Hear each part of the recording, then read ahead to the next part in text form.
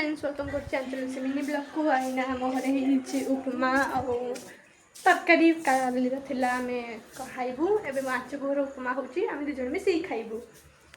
मोर आसिक time हो गलानी 10टा आम किसी खाइनु सका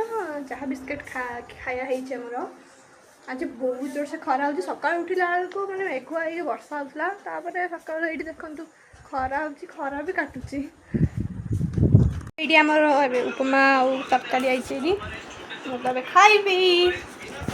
एबे आम खाइबा आसला एबे खाइबा स्टार्ट करवा खाइबा एतिक पेट भर्ती करा पड़ो बढ़िया मम्मी बढ़िया जानती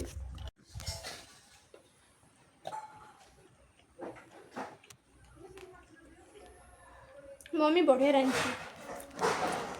आप भावुए मो चिकेन तरकारी खाऊँ मो चिकेन उपमा बहुत भल लगे आसला बेलू मो खाଇବା भी शेष हो गला बढ़िया ये माछ तरकारी आमर मो खाଇବା शेष तार चलती उपमाटा बहुत मस्त होता एठी मो